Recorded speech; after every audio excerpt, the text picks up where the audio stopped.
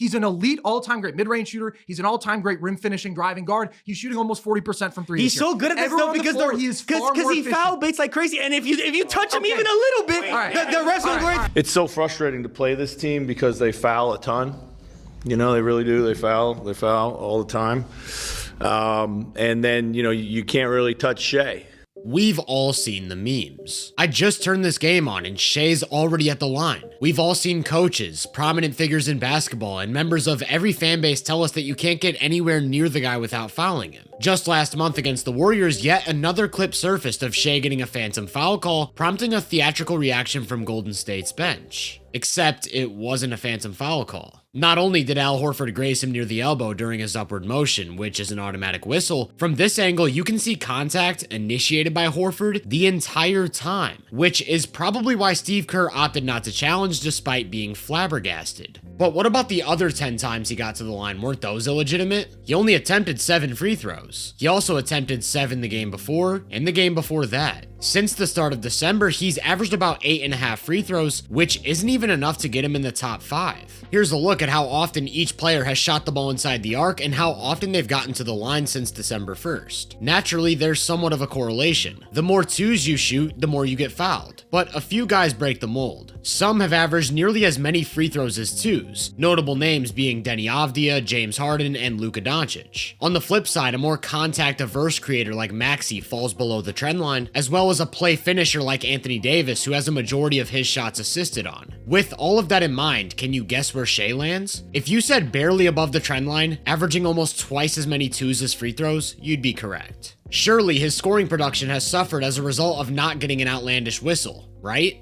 Wrong. He's averaged 31 points a game, made 61% of his 2s and 37% of his 3s, for an average of over 66% true shooting, which would be the second most efficient mark of any 30-point scorer in NBA history. I can't stress this enough. Everybody is lying to you. It's not just that Shai isn't a free throw merchant, it's that he's the complete antithesis. He'd be one of the most efficient scorers in NBA history even if he had a well below average free throw rate. And that's exactly what we're seeing right now. Efficiency is important in all walks of life, not just scoring the basketball. I'd say it's most important with how you manage your money. We all know the stress of needing cash for an upcoming payment, but having to wait impatiently for payday. Well, I think I found a solution, so let me tell you about today's sponsor, Clover. Clover is a financial app designed to give people quicker access to their money without any hidden fees. Imagine you know you need gas, but you aren't sure if you can afford to fill up your tank. With Clover, you can access up to $400 before payday with no interest, credit checks, or late fees. There's just a certain peace of mind that comes with having access to your hard-earned money and knowing that Clover's mission is to help you build a healthier financial future by offering a safe,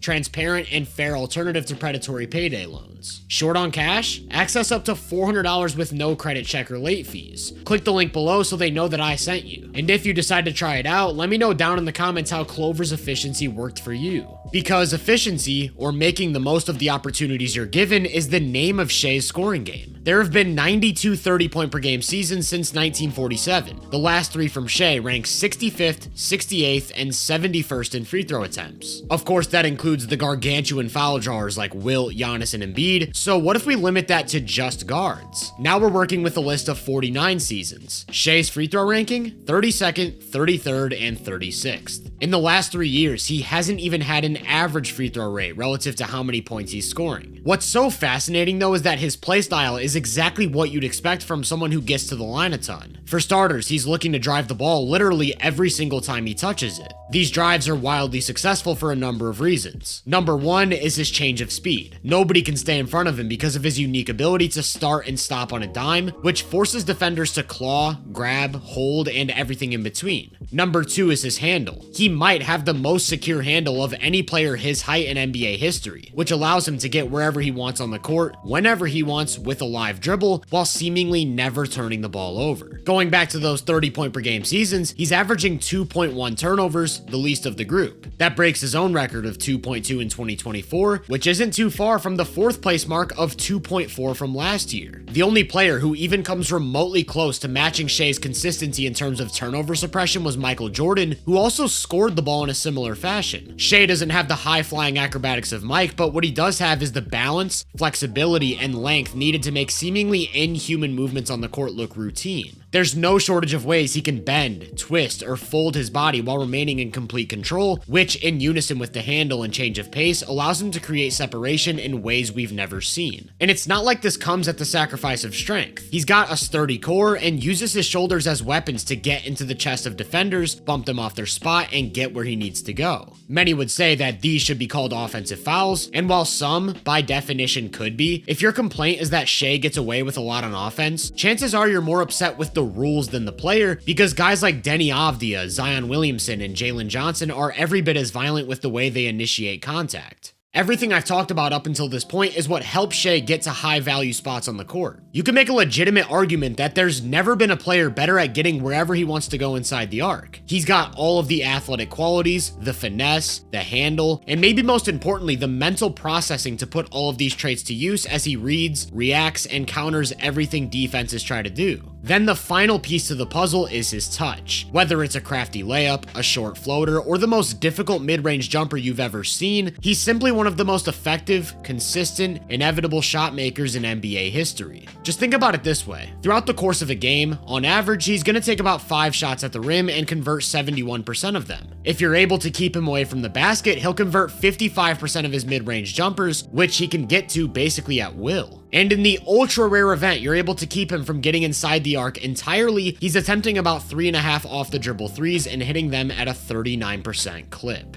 That right there is what makes Shai such an impossible cover. He's not a free throw merchant. He's an I can get wherever I want, whenever I want, and I can make every shot at a high clip merchant. If that doesn't satisfy you as a basketball fan, I simply don't think you're a basketball fan. The basis of his scoring is that he might be having the single best 2-point scoring peak we've ever seen from a perimeter player. Of the 1,863 seasons where a guard attempted at least 10 twos a game, Shai's the only one making 60% of those opportunities. I really want you to think about what I just said for a second. He's attempting about 15 twos a game and making over 60% of them. That's more efficient than any of LeBron's 4 MVP seasons, any of Shaq's seasons with the Magic, Lakers, or the Heat, and of course, it's on par with any season of Kareem Abdul-Jabbar's career. All of this as a 6'6" guard, yet you can't spend more than 5 minutes on social media without hearing about free throws. When you toss in the added bonus of efficient 3-point shooting, the final product is simply one of the greatest scoring seasons in the history of the sport. Again, if we look only at all 30-point per game seasons one last time, Shai accounts for 4 of the 92. In 2023, he was 16th in true shooting percentage, 2024 11th, 2025 10th, and right now sitting at 67% true shooting, the highest mark ever. Here's the real kicker though. What if we eliminate free throws entirely? Effective field goal percentage still accounts for the value of 2s and 3s, but it takes the whistle out of the game. Shai's last 3 seasons all land in the top 15, and right now he's having the 5th most efficient shot-making 30-point per game season ever.